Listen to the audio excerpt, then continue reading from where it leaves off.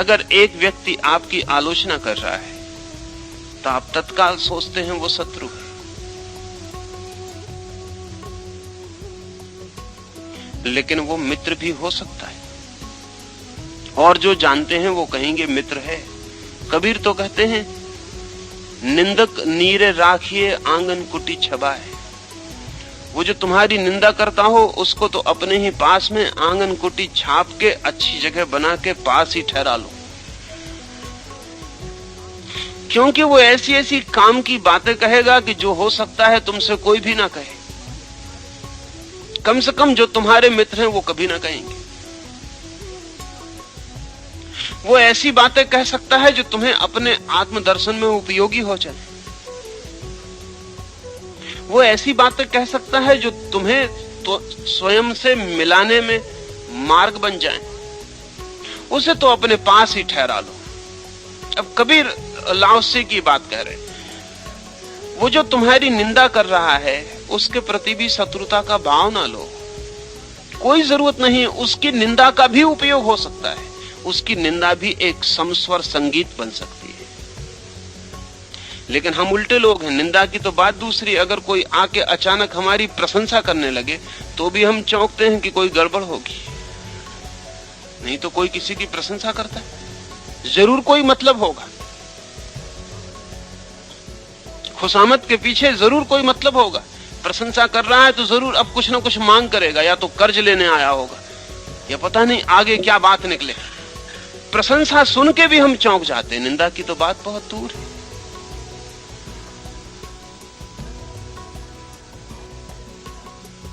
Laos से जीवन को देखने की जो हमारी व्यवस्था है,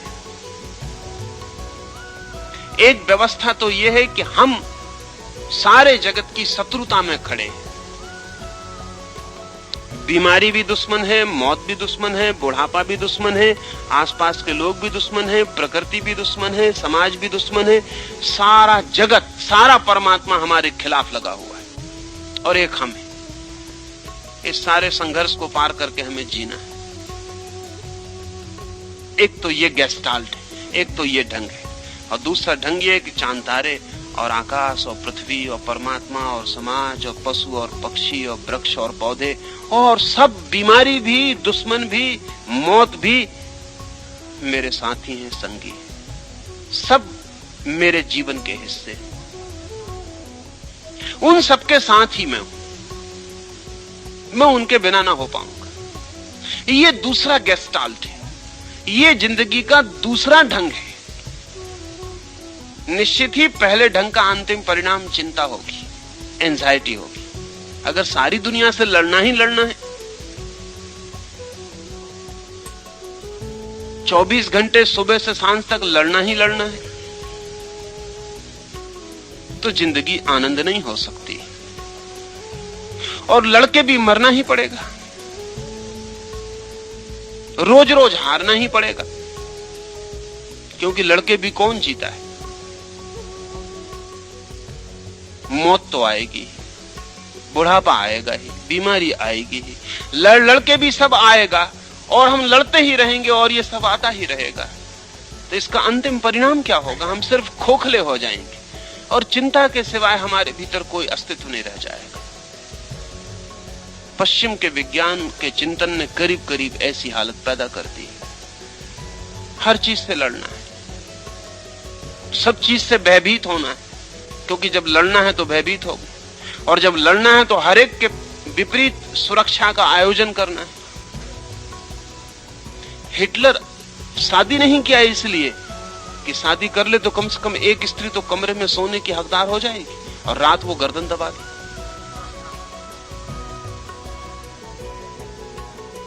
अगर सारी दुनिया से ही संघर्ष है,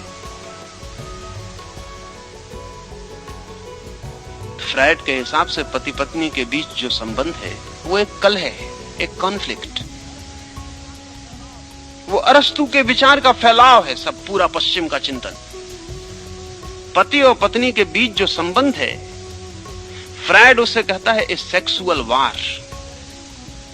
वो कोई प्रेम वगैरह नहीं है, वो सिर्फ एक काम युद्ध है। जिसमें पति पत्नी को डोमिनेट करने की कोशिश में लगा है, पत्नी पति को डोमिनेट करने की कोशिश में लगी है।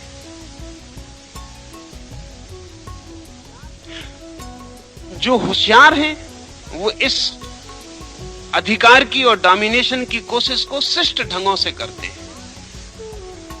जो गंवार हैं वो सीधा लठ उठा के संघर्ष कर रहे हैं। बाकी संघर्ष है। ये एक गेस्टाल्ट है जिसमें सभी संबंध ऐसे हो जाएंगे। ऐसा नहीं कि प्रकृति और मनुष्य का संबंध ही विकृत होगा। जब संबंध विकृत होने की दृष्टि होगी तो कोई भी संबंध नहीं बचेगा। बाप और बेटे के बीच तब संघर्ष है। तुर्गनेव की किताब है बहुत प्रसिद्ध, फादर्स एंड सन्स, पिता और पुत्र, जिसमें तुर्गनेव ने यह कहा है कि पिता और पुत्र के बीच निरंतर संघर्ष है। कोई संबंध नहीं सिवाय संघर्ष के। बेटा जो है वो बाप का हकदार है, इसलिए बाप को हटाने की कोशिश में लगा है। वो जगह छोड़ दे, बेटा उसकी जगह बैठ जाए। ये गेस्टाल्ट है, देखेंगे तो दिखाई पड़ जाएगा कि बेटा बाप को हटाने की कोशिश में लगा है। हटो, एक चाबी दो, दूसरी चाबी दो, तीसरी चाबी दो, अब तुम घर बैठो, अब रिटायर हो जाओ, अब दुकान पर बैठने दो, दफ्तर में बैठने दो। बेटा एक कोशिश में लगा है, बाप एक कोशिश में लगा है पैर जमा के कि जब तक बन सके तब तक वो वहीं खड़ा रहे, बेटे को ना कुछ जाने दे। इसे ऐसा देखने में कोई कठिनाई नहीं है, ऐसा देखा जा सकता है, ऐसा है। जैसा हमने जिंदगी बनाई है जिस ढंग से, उसमें ऐसा है। और बड़े मजेदार बात है कि बाप बेटे को बड़ा कर रहा है, पाल रहा है, पोस रहा है, और सिर्फ इसीलिए कि वो उसकी जगह छीन लेगा कल। उसको शिक्षित कर रहा है सिर्फ इसलिए कि कल वो उसके खाते बही पे कब्जा कर लेगा। उसको बीमारी से बचा रहा है, उसको शिक्षित कर रहा है, उसको बड़ा कर रहा है इसलिए कि कल वो चाबी छीन लेगा। मां बेटे की शादी करने के पीछे पड़ी है, कल उसकी पत्नी आ जाएगी और वो पत्नी सब छीनना शुरू कर देगी, और तब कलह शुरू होगी और वो कलह जारी रहेगी। गेस्टाल्ट क्या है हमारे देखने का? अगर हम जीवन को एक कलह, एक कॉन्फ्लिक्ट, एक संघर्ष, एक स्ट्रगल की भाषा में देखते हैं तो धीरे धीरे जीवन के सब परतों पर और सब संबंधों में संघर्ष हो जाएगा। तब व्यक्ति अकेला बचता है और सारा जगत उसके विपरीत शत्रु की तरह खड़ा है। सारा जगत प्रतिस्पर्धा में और अकेला मैं बचा हूं। स्वभावता इतने बड़े जगत के खिलाफ प्रतिस्पर्धा में खड़े होकर सिवा चिंता के पहाड़ के और क्या मिलेगा? और चिंता के बाद भी विजय का कोई उपाय नहीं है, क्योंकि पराजय ही होने वाली है। बुढ़ापा आएगा ही, मौत आएगी ही, सब डूब ही जाएगा। चाहे बाप कितना ही लड़े, बेटे को दे ही जाना पड़ेगा। चाहे सास कितनी ही लड़े, बहू के हाथ में शक्ति पहुंच ही जाएगी। और चाहे गुरु कितना ही संघर्ष करे, शिष्य आज नहीं कल उसकी जगह बैठ ही जाएगा। बायजीद ने एक सूत्र लिखा है कि जिन जिन को मैंने धनुर्विद्या सिखाई उनका आखिरी निशाना मैं ही बना। जिन जिन ने सीख लिया धनुर्विद्या, बस वो आखिरी निशाना मुझे ही बनाने लगे। वो ठीक ही कहा है।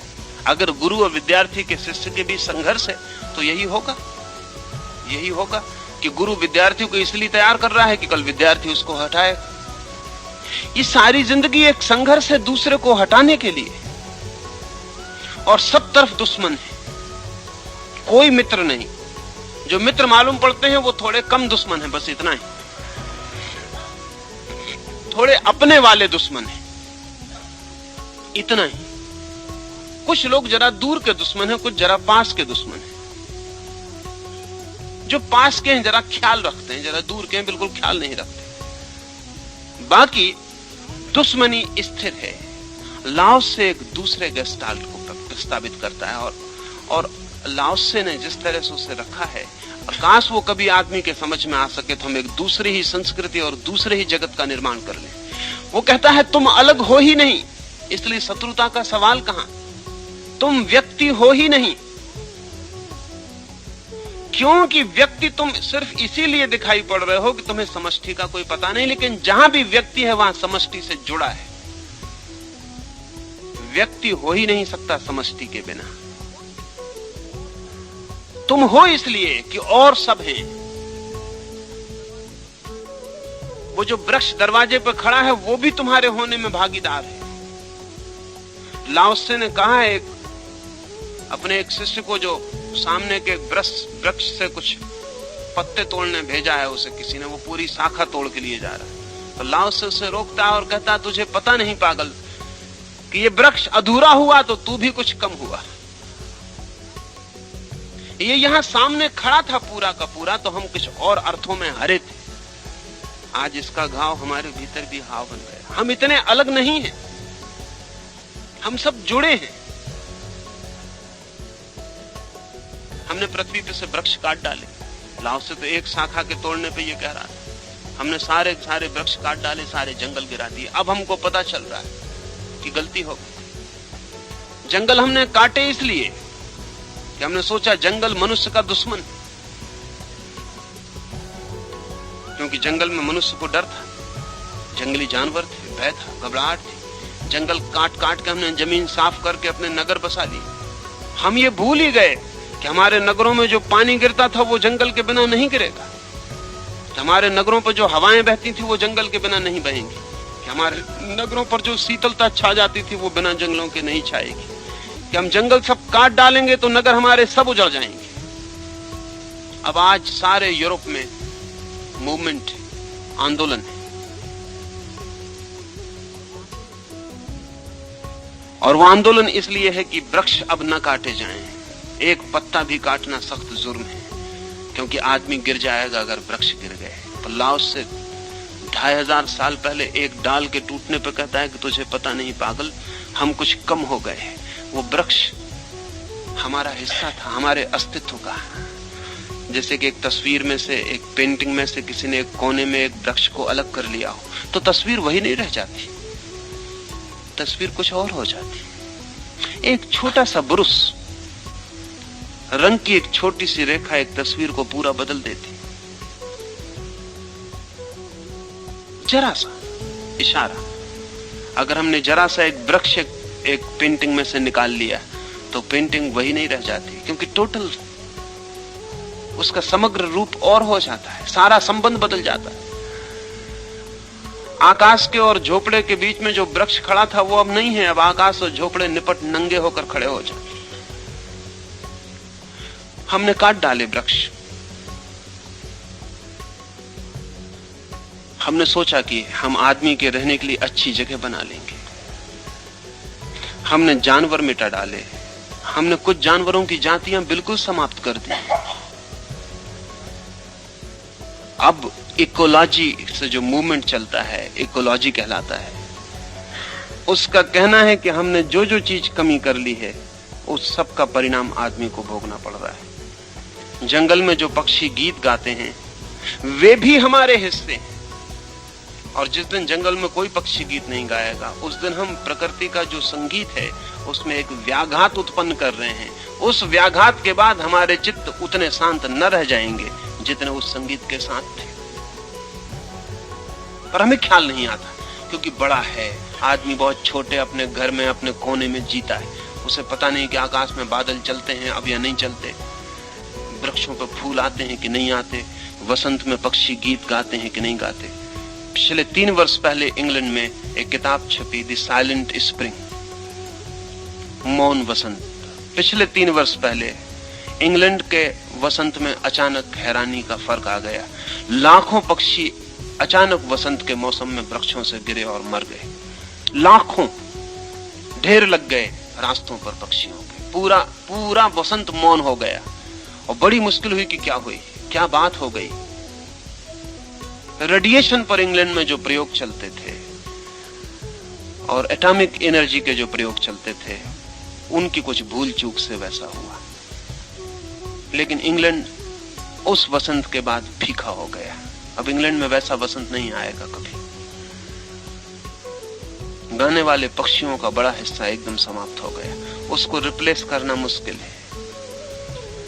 लेकिन अगर वैसा बसंत ना आएगा तो हम सोचेंगे क्या हमें फर्क पड़ता है, हमारी दुकान में क्या फर्क पड़ेगा, हमारे दफ्तर में क्या फर्क पड़ेगा। नहीं पक्षी गाएंगे, काश जिंदगी इतनी अलग अलग होती, इतनी अलग अलग नहीं है। वहां सब संयुक्त है, सब जोड़ा है। अरबों प्रकाश वर्ष दूर भी अगर कोई तारा नष्ट हो जाता है तो इस पृथ्वी पे कुछ कमी हो जाती है। अगर कल चांद मिट जाए तो इस पृथ्वी पे फर्क हो जाए। आपके सागर में लहरें न उठेंगी, आपकी स्त्रियों का मासिक धर्म अव्यवस्थित हो जाएगा, वो 28 दिन में नहीं आएगा। फिर वो चांद की वजह से 28 दिन में आता है। सब कुछ और हो जाएगा, एक छोटा सा अंतर और सारी चीजों की स्थिति बदल जाती है। लाओस से कहता था कि चीजें जैसी हैं उन्हें वैसा रहने दो, स्वीकार करो वो साथी हैं, विपरीत को भी मत हटाओ। जो बिल्कुल दुश्मन मालूम पड़ता है उसे भी बसा रहने दो,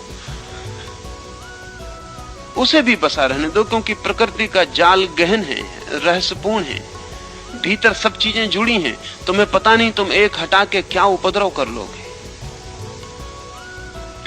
अब जब इकोलॉजी की चर्चा सारी दुनिया में चलनी शुरू हुई है और समझ बढ़ी है आदमी की, तो ऐसा पता चलना शुरू हुआ कि हम कितनी तरह से जुड़े हुए हैं। कहना बहुत मुश्किल है, बहुत मुश्किल है कहना कि हम कितनी तरह से जुड़े हुए हैं। उदाहरण के लिए, अगर हम जंगलों को काट डालते हैं, वृक्षों को हटा लेते हैं, तो वृक्ष जो हमारे लिए जीवन का तत्व इकट्ठा करते हैं वो विलीन हो जाता है। वृक्ष सूरज की किरणों को रूपांतरित करते हैं, उसको इस योग्य बनाते हैं कि वो हमारे शरीर में जाके पच जाए। सीधी सूरज की किरण हमारे शरीर में नहीं पच पाएगी। वृक्ष उसे पी के ट्रांसफॉर्म करते हैं और हमारे भोजन के योग्य बनाते हैं। वृक्ष जमीन से मिट्टी को खींचते हैं और भोजन निर्मित कर देते हैं। आप कभी सोचते भी नहीं कि सब्जी आप खा रहे हैं, वो जिन वृक्षों ने उसे निर्मित किया है, अगर वो निर्मित न करते तो नीचे सिर्फ मिट्टी का ढेर होता। वो मिट्टी का ढेर सब्जी बन गई, वो सब्जी बन के आपके पचने के योग्य हो गई। आप पूरे 24 घंटे अपने श्वास को बाहर फेंक रहे हैं और ऑक्सीजन को पचा रहे हैं और कार्बन डाइऑक्साइड को बाहर निकाल रहे हैं। वृक्ष सारी कार्बन डाइऑक्साइड को पी के ऑक्सीजन को बाहर निकाल रहे हैं। अगर पृथ्वी पे वृक्ष कम हो जाएंगे तो आप कार्बन डाइऑक्साइड बाहर निकालेंगे, ऑक्सीजन कम होती जाएगी रोज रोज। एक दिन आप पाएंगे जीवन शांत हो गया, क्योंकि ऑक्सीजन देने वाले वृक्ष कट गए। लाओसे को तो पता भी नहीं था ऑक्सीजन का, लाओसे को पता भी नहीं था कि वृक्ष क्या कर रहे हैं। फिर वो कहता है कि चीजें सब जुड़ी हैं, तुम अकेले नहीं हो, और जरा भी तुमने हेर फेर किया तो तुम में भी हेर फेर हो जाए।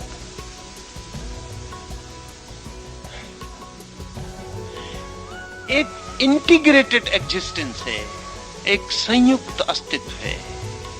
उसमें अनस्तित्व भी जुड़ा है, उसमें मृत्यु भी जुड़ी है, उसमें बीमारी भी जुड़ी है, उसमें सब संयुक्त है। लाओस से कहता है कि इन सब के बीच अगर सहयोग की धारणा हो, विजय की नहीं, साथ की, संग होने की, एकात्म की, तो जीवन में एक संगीत पैदा होता है। वही संगीत ताओ है, वही संगीत धर्म है, वही संगीत रित है। लगता है ऐसा कि इकोलॉजी की समझ हमारी जितनी बढ़ेगी, लाओसे के बाबत हमारी जानकारी गहरी होगी, क्योंकि जितना हमें पता चलेगा चीजें जुड़ी हैं, उतना ही हमें बदलाहट करने की जल्दी छोड़नी पड़ेगी। अब अभी मैं देख रहा था कि सिर्फ 60 वर्षों में, आने वाले 60 वर्षों में, जिस मात्रा में हम समुद्र के पानी पर तेल फेंक रहे हैं, 1000 तरह से, फैक्ट्रियों के जरिए, जहाजों के जरिए, जिस मात्रा में हम समुद्र के सतह पर तेल फेंक रहे हैं, 60 वर्ष अगर इसी तरह जारी रहा तो किसी युद्ध की जरूरत ना होगी। सिर्फ वो तेल समुद्र के पानी पर फैल के हमें मृत कर देगा, क्योंकि समुद्र का पानी सूर्य की किरणों को लेकर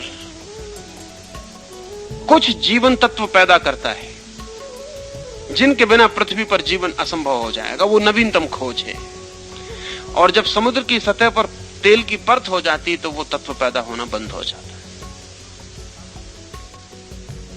अब हम साबुन की जगह डिटर्जेंट पाउडर का उपयोग कर रहे हैं। अभी इकोलॉजी की खोज कहती है कि सिर्फ 50 साल अगर हमने साबुन की जगह धुलाई के नए जो पाउडर हैं उनका उपयोग किया तो किसी महायुद्ध की जरूरत नहीं होगी, आदमी उनका उपयोग करके ही मर जाएगा। साबुन जब आप कपड़े को धोते हैं तो मिट्टी में जाके 15 दिन में रीएब्जॉर्ब हो जाती, 15 दिन में साबुन फिर प्रकृति में विलीन हो जाती। लेकिन डिटर्जेंट पाउडर को विलीन होने में 150 वर्ष लगते,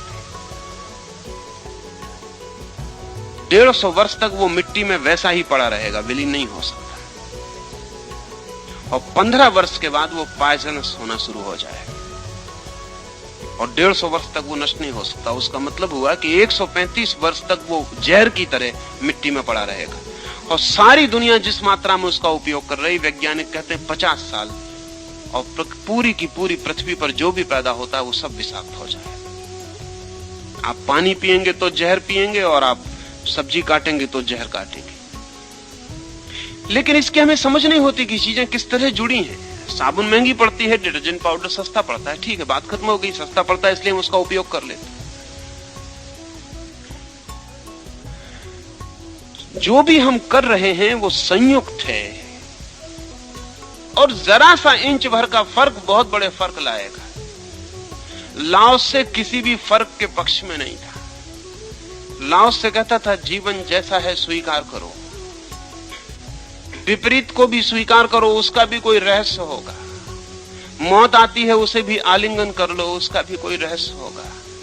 तुम लड़ो ही मत, तुम झुक जाओ, ईल्ड करो, तुम चरण पर पड़ जाओ जीवन के, तुम समर्पित हो जाओ, तुम संघर्ष में मत पड़ो। और लाओस से कहता था अगर तुम समर्पण में पड़ जाओ